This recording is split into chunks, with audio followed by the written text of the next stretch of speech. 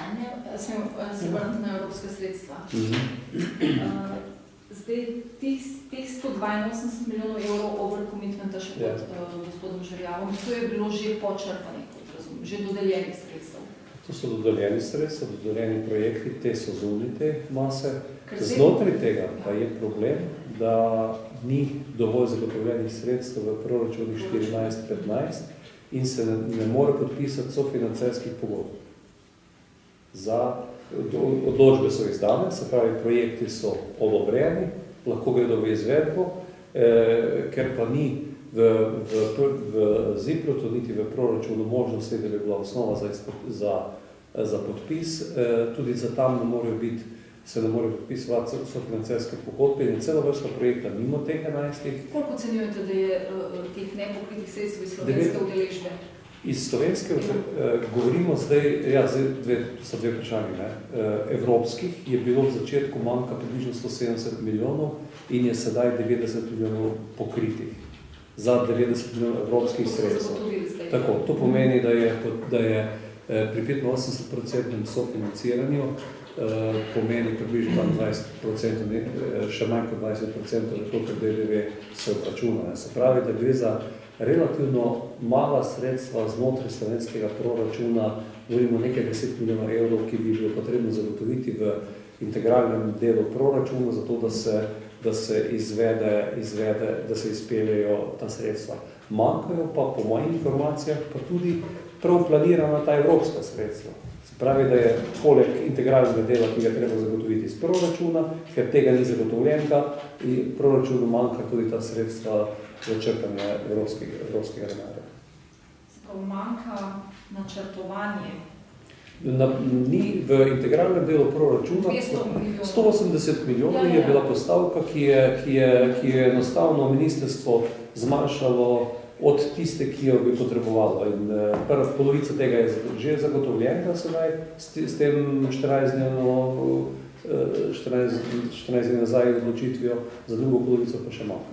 Da ti lahko črpaš evropske sredstva, moraš zagotoviti določen del državnih oziroma lastnih sredstev. In tukaj jaz ne razumem države, ker občine dobesedno ponujajo rešitev. Občine, recimo vse moja lastna občina pravi, da je pripravljena sama založiti tisti del, ki ga... To govorimo zdaj o drugem delu, kjer je pa za to finančno perspektivo je 85-15 določeno sofinanciranje teh projektov. V novi perspektivi je pa ta možnost, da bi pa lahko tudi z nižjim sofinanciranjem, z manj evropskega denarja, mi bi lahko odločili, da bomo 70% sofinancirali v novi perspektivi, 60%, pa bi potem več projektov, ki jih je nujno za izpeljati, lahko umestili v ta program. Ampak teh 180 milijonov, se pravi 4,1 milijarde na voljo v finančni perspektivi, za 3,9 milijarde je bilo dodeljenih sredstev, se pravi, to je tistih 200 milijonov do 180 milijonov, o katerih govorite. Mi govorimo o sredstvih do 550 milijonov, do okolja. O tem govorimo. In v tem segmentu toliko manjka. V tem segmentu, ne do 4,1 milijarde. In znotraj tega kohezijskega sklada, ki je v celoti približno 1,7 milijarde, je potem velik del ob teh 550 okoljske infrastrukture predstavlja, mislim, da je 800-900 milijonov prometna in razlika učinkovite raba energije. In mi, ko smo pripravljali te projekte, ko smo jih sproščali, smo že istočasno opazovali, kaj se dogaja predvsem na železniškem delu. Tam, kjer imamo tudi zdaj probleme še s čim drugim, s povračili.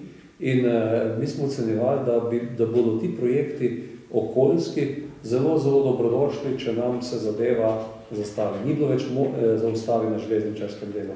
Tam je bilo strani Evropske komisije že nakazano, da ne bo možno prerazporejati iz železnice na ceste, medtem ko je bil cestarski program na nek način strani Evrope zaustavljen, medtem ko je ta okoljska infrastruktura vedno dobrodošla. In tudi za naslednjo perspektivo, kjer imamo vprašanje, kakšen bo kohezijski sklad, vemo, da bodo sredstva nižja, je zagotovo, to sem tudi sam v vseh teh pogajanjih svetov ministrov, pa tudi z komisarjem, gospodom Potočnikom, je bilo zelo jasno.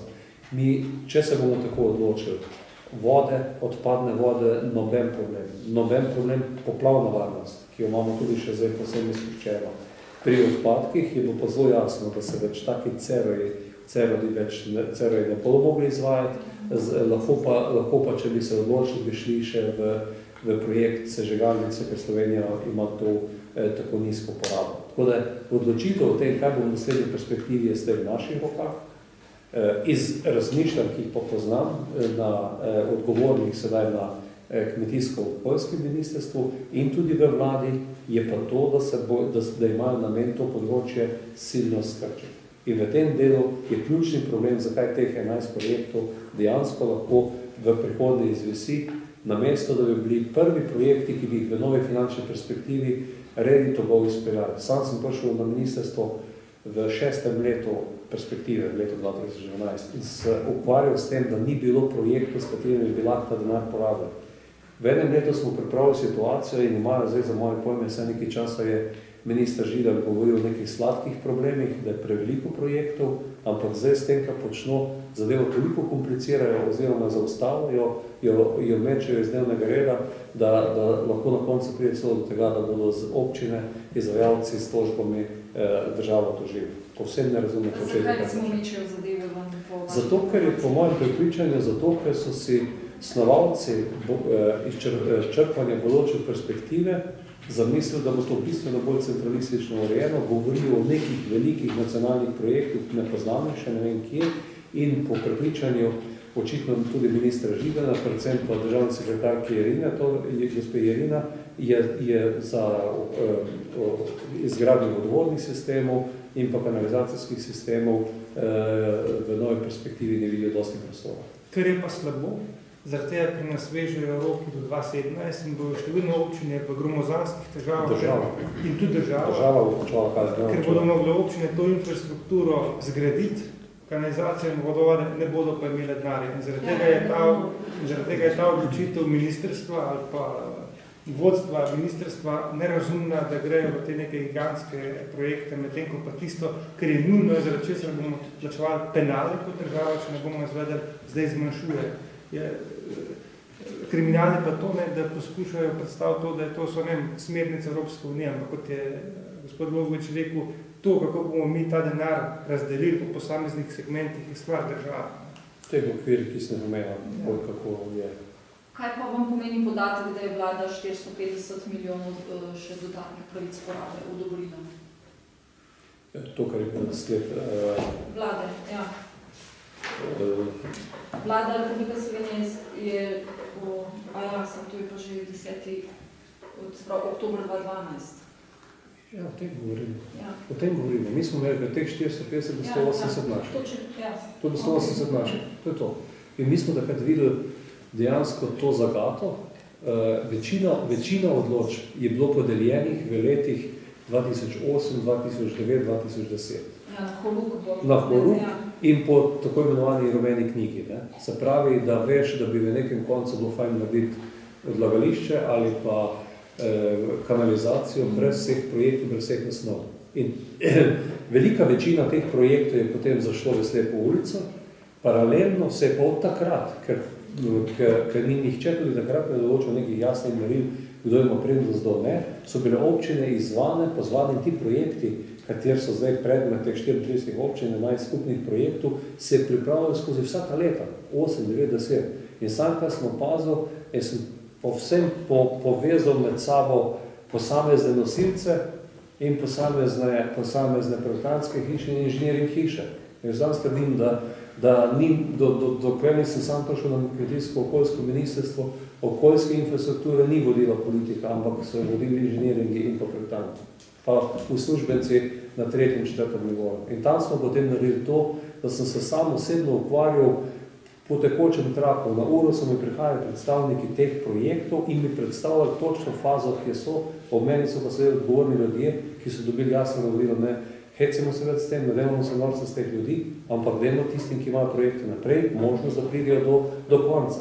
Vmes so pa stali ljudje po letu, 2, ko ni nihče odgovoril na njihove predloge in pripravil vlog. In mi smo potem pospešeno pripravljali to zadevo in so imeli jasno usmeritev vse, ki so v takšni fazi pripeljati, mi smo že takrat relativno hitro videli mejnik, kaj bi v teh projektov sodil v naslednjo finančno perspektivo, kaj bomo pa fazno delili v perspektivi 7-13 in 14-20.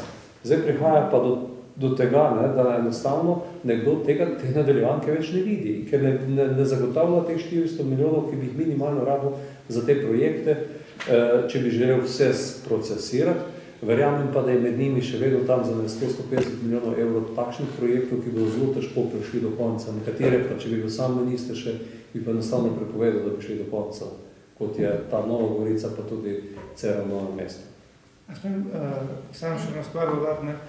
Zdaj tisti župani ali pa tiste občine, ki so vse na papirju ta denar dobili v perspektivi 2007-2013 in jih je zdaj vlada pozvala, da se ne morebitno tem zgodbam odpovedal, če ne bodo mogli do 2015 dokončati. Seveda mislim, da če imamo samo informacije pravilne, se je odpovedala samo Nova Gorica, ker če do 2015 te občine ne bodo dokončale teh projektov, 31.12.2015 še ta zadeva ne bo dokončana, bodo mogli vsa ta evropska sredstva, ki so jih dobili, vračati nazaj. Zdaj se pa vi predstavljate, da smo danes v času že kampanje za lokalne volitve, noben župan se ne želi odpovedati teh sredstev, ker še vedno trdi, da bo do leta 2015 vse za projekte dokončal. Ko mu to ne bo uspel, bomo velike milijone vračati, to bo zasiguren ogrozili stabilnost občin, marsikera občina bo v hudih finančnih šripcih in kaj, občine najverjetneje ne bodo šle v stečaj, spet bo to država reševala in zato še več razlog, da je nerazumno, zakaj v take zadeve vlada ne poseže, ker bo mogla potem težave reševati v letu 2015, ko bo potrebno ta denar vračati nazaj. Sicer pravi, da ne more posegati v odločbe, ki so bile že izdane, da jih lahko samo lepo prosijo. Glejte, jaz bi tukaj lahko zelo jasno povem. Mi smo imeli takrat 4 pomorske vodovode, pomorski vodovod razdeljen v 4 projekte. Mesečno sva imela z magistrom Žerjavom koordinacijo, na kateri so bili vsi predstavniki vsakega od teh občin, inženiring, projektanti. Mi smo terminske plane pisali, zapisniki so bili, kot da smo vodje gradbišč. In v tistem primeru ni nihče mogel blefirati ničesar. Se je vedlo, ali je stvar, gre naprej in smo imeli jasne terminske plane. Minister se je do zdaj ukvarjal samo s tem, da je podpisoval pogodbe, katere smo pripravili do prejšnjem času že. In se ne ukvarja s problemi. Iti do nekoga in mu jasno povedati, ne ti na mizo da terminski plan, da vidiš, kje je, takrat pridiš stvari do dna. Lažje je platonsko, površinsko pozivati župane, kdo ne more, naj odpove. Naj grejo, tako kot smo se lotili te zadeve mi. In bi on vedel, in jaz, če bi bil minister, bi jaz povedal, kdo bi šel, kdo ne. In bi pred dejstvo postavil z argumenti, ne s političnimi floskulami župane. Ne vem, mi smo, recimo, Cero Logatec smo ščrpali. V 2 mesecih ga ni bilo več, ker je bil na kraškem terenu, ker smo videli, da ni odpadkov in ga ni bilo več. In smo se župani pogovorili, so razumeli.